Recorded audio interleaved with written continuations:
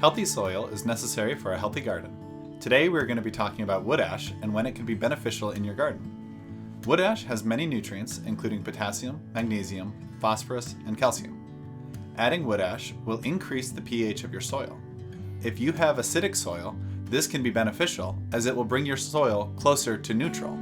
However, if you already have an alkaline soil, adding wood ash is not advisable as it will make your soil even more alkaline and will take you further away from that neutral pH that a lot of your garden plants really love.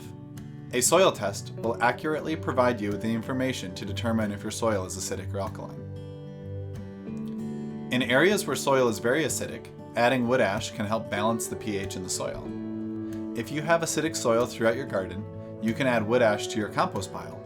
Or, if you want to target specific zones of your garden, you can lightly sprinkle it around the existing crops.